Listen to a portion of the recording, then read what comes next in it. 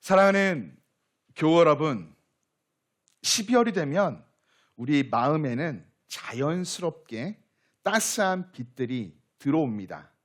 거리에는 다양한 색의 환한 조명들이 켜지고 사람들의 말투도 조금 더 부드러워지며 가정과 공동체 안에도 평소보다 따뜻한 온기가 감돌죠. 우리 교회도 지난 주일 예배당 안팎으로 성탄트리에 불을 밝혔는데요. 멀리서 보면 참 아름답고 가까이에서 보면 참 따뜻하게 우리를 감싸주는 것 같습니다. 이 계절은 신기하게도 우리의 마음을 자꾸 사랑을 생각하는 쪽으로 움직입니다. 감사했던 일이 하나 둘 떠오르고 멀어졌던 관계를 다시 회복해보고 싶은 마음이 생기며 고마웠던 사람들에게 마음을 전하고 싶어지죠. 그래서 우리는 이 시기를 사랑이 머무는 계절이라고 부르기도 합니다. 사랑이 스쳐 지나가는 것이 아니라 우리 가정 안에 포근하게 머물고 우리 신앙 공동체 안에 깊이 뿌리내리며 우리의 말과 행동 속에 은은하게 새겨지기를 바라는 것이죠. 오늘 우리가 마주하는 요한 1서 4장 9절로 11절은 이 계절에 너무나 잘 어울리는 말씀이에요. 말씀을 통해 우리 삶에 하나님의 그 따스한 사랑이 깊이 머물기를 간절히 소망합니다. 본문이 되는 요한 1서, 요한이 이 편지를 쓰던 당시 교회 안에는 사랑이 흔들리고 있었습니다.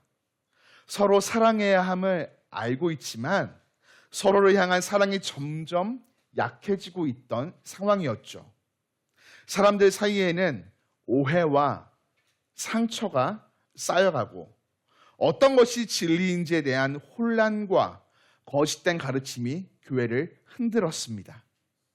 사람들은 입으로는 사랑을 말했지만 정작 그 모습이 공동체 안에서 잘 보이지 않았던 시대이죠. 그래서 요한은 교회를 다시 건강히 세우기 위해 가장 본질적인 진리를 붙잡도록 합니다. 하나님의 사랑이 우리에게 이렇게 나타난 바 되었으니 하나님이 우리를 사랑하셨다. 그러므로 우리도 서로 사랑하는 것이 마땅하도다. 9절, 10절, 11절 이 세 절은 하나님의 사랑으로 흔들리는 교회를 다시 하나로 모으며 건강히 세우게 하려는 요한의 깊은 목회적인 메시지였습니다. 요한은 이렇게 말합니다. 하나님의 사랑이 우리에게 이렇게 나타난 바 되었으니. 여기서 쓰인 나타나다라는 단어는 어렴풋이 느껴지는 것을 뜻하는 것이 아니에요.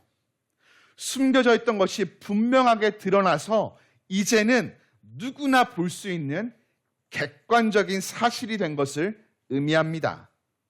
요한은 하나님의 사랑을 단순한 감정, 따뜻한 느낌, 호감으로 정의하지 않아요.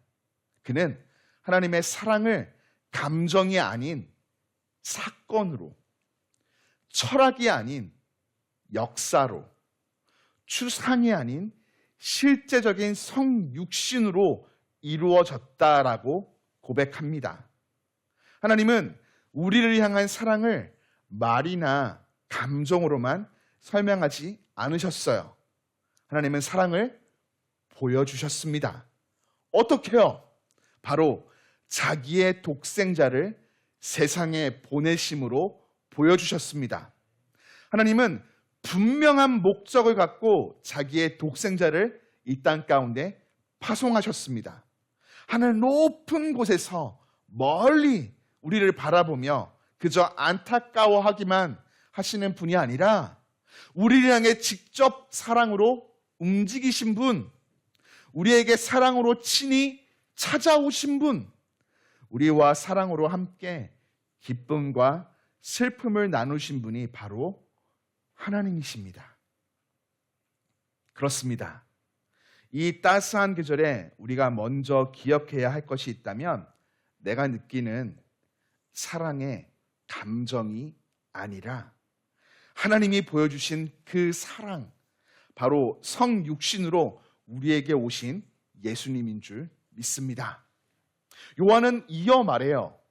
사랑은 여기 있으니 우리가 하나님을 사랑한 것이 아니요 하나님이 우리를 사랑하사 우리 죄를 속하기 위하여 화목제물로 그 아들을 보내셨음이라.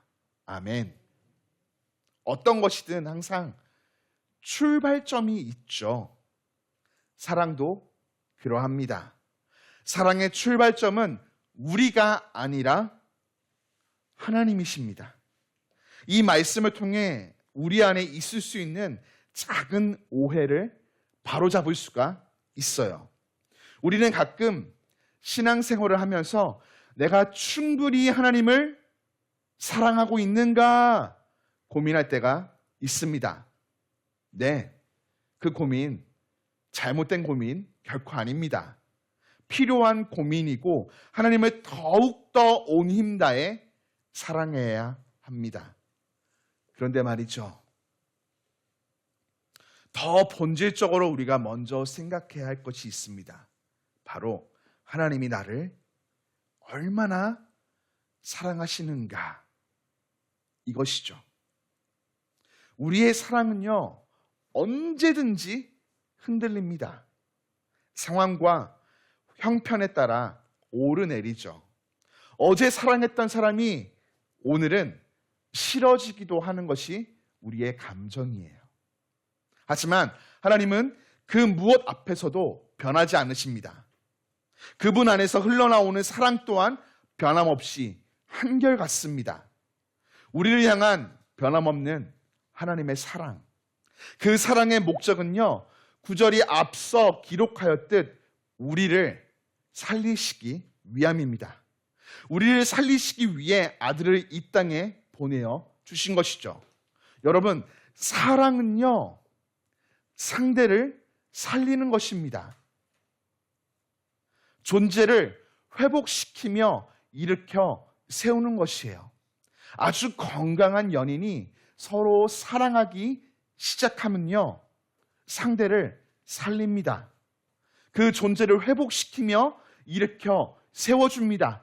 하물며 완전하신 하나님께서 우리를 사랑하시는데 우리 살아나고 회복되며 일으켜 온전케 되어질 것입니다. 하나님은 그래, 네가 바뀌면 내가 사랑해 줄게, 이렇게 말씀하지 않으세요. 우리가 죄 가운데 죽어 있을 때, 하나님께 나아갈 수 없는 존재였을 때 우리를 살리시기 위해, 하나님께 나아갈 수 있게 하시기 위해 아들을 보내어 주셨습니다. 끝까지 변함없이 사랑하시는 것입니다. 이런 사랑의 절정은 바로 화목제물이라는 단어로 드러납니다.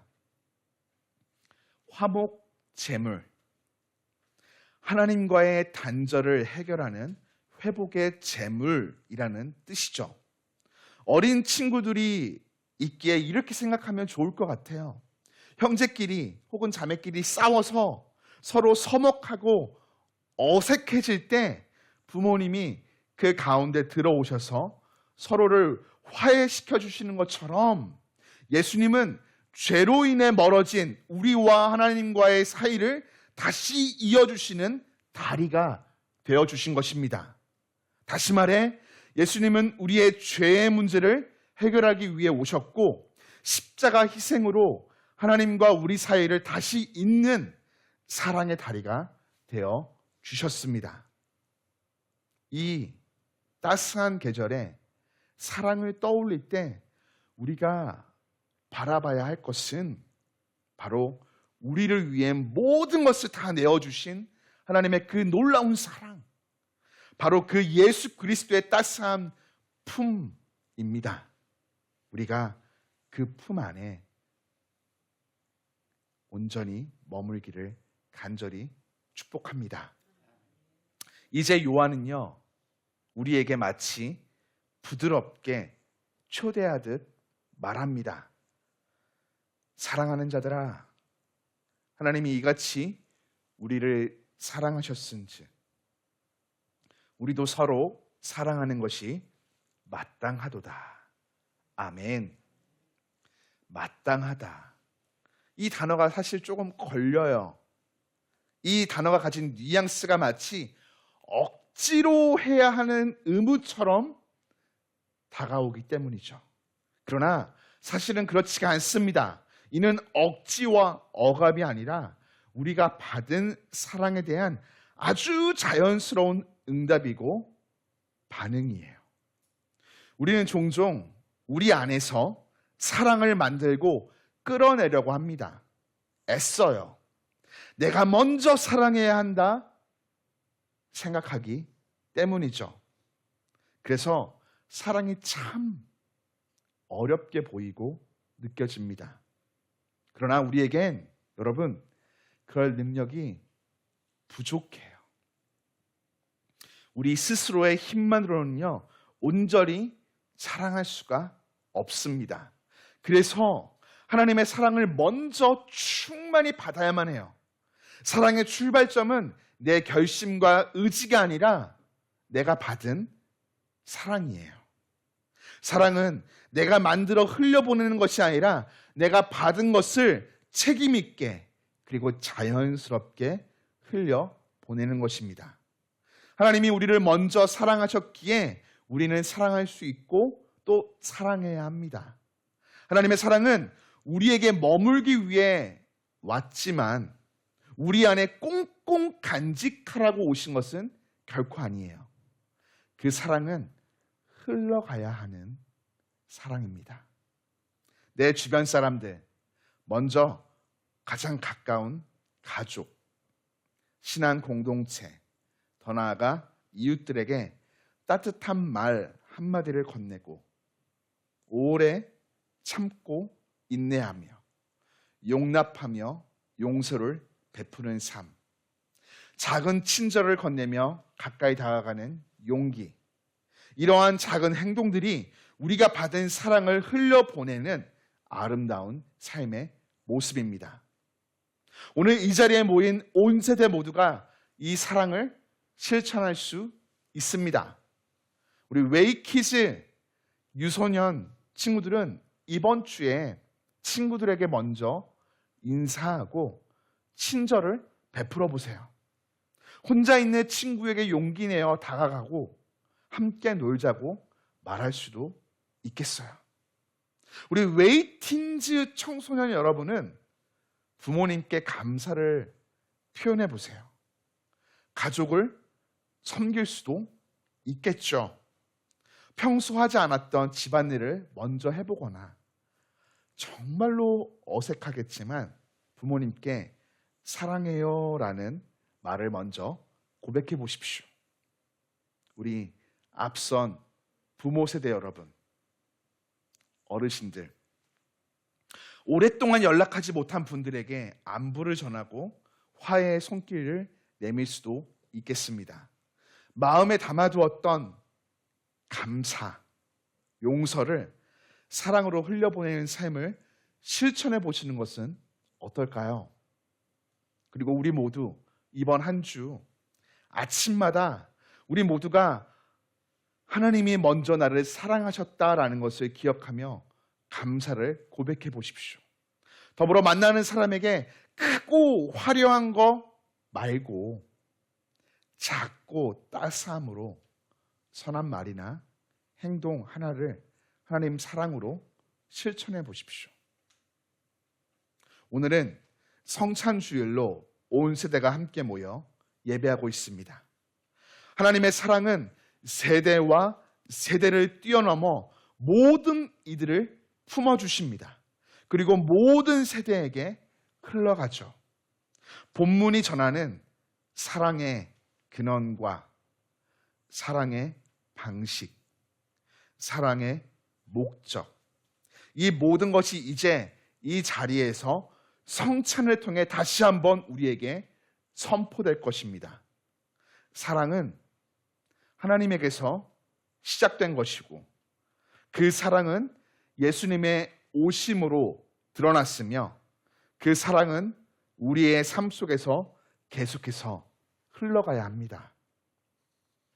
이 계절이 그저 바쁘게 분주하게 지나가는 연말이 아니라 사랑이 포근하게 머무는 계절, 사랑이 우리의 마음과 우리 가정에 깊이 뿌리를 내리며 우리의 말과 선택을 통해 다른 이들에게 따뜻하게 흘러가는 계절이 되기를 간절히 축복합니다.